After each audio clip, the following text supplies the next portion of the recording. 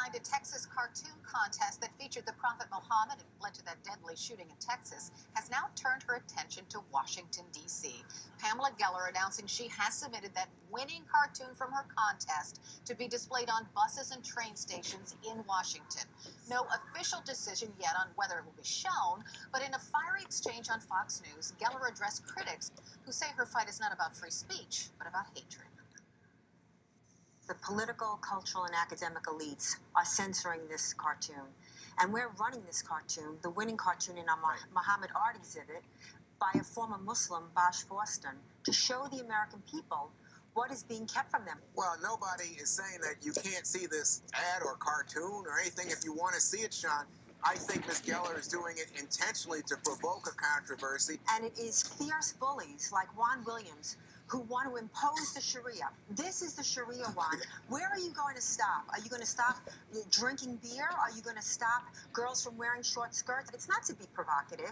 I did not make the cartoons a flashpoint. The jihadis made the cartoons a flashpoint. And if we give up on this point, what is next?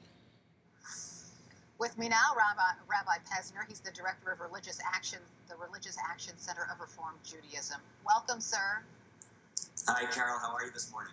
I'm good. Thanks for being here, Rabbi. I appreciate it. So Geller's winning entry depicts a sword-wielding Muhammad wearing a turban as he growls, "You can't draw me." And then there's another thought bubble by the hand that's drawing him that says, "That's why I draw you." So let me play devil's advocate. That's much more tame than what appeared on Charlie Hebdo magazine, right? So why shouldn't it be on buses? Right. Well, look, I think Juan Williams got it right for Fox News, that this is about provocation. It's about fear-mongering. It's about spewing hate. And frankly, we, the Jews, who are the children of the Holocaust and know something about what happens when bigotry and prejudice is allowed to fester, know that we have to speak out. And Geller's right. It's not about the First Amendment or free speech. She's welcome to have these hateful, bigoted views.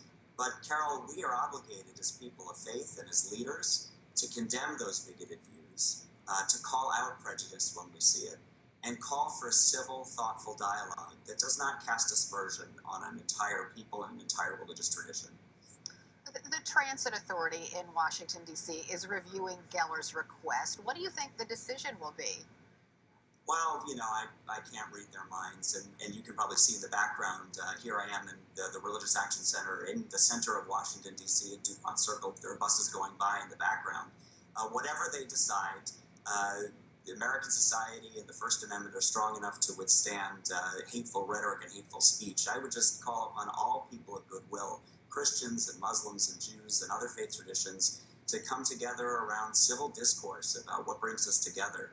By the way, in Omaha, Nebraska, I'm aware of a Reformed synagogue that has joined together with a mosque and with a church together to build one building, to inhabit it together, and really be a light of justice and tolerance to all people. So I know what's possible in American society. Wow, that's impressive.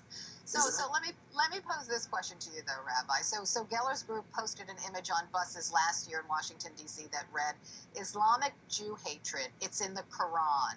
So this was on buses, and maybe it's on buses today, I don't know, but in 2014 it was all over the place. Do you think people really notice this? I mean, people with hate already in their heart might notice it, but other people probably just go, whatever.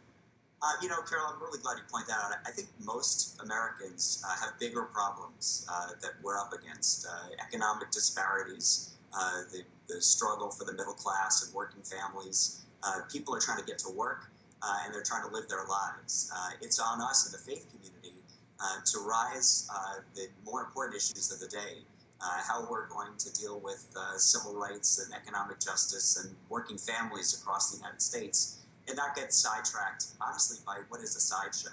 And let's call this out for bigotry and prejudice for what it is. Let's get Muslims and Christians and Jews and all people working together to make America a better country. That's our job, Carol. Rabbi Jonah Pesner, thank you so much for your insight this morning. I appreciate it.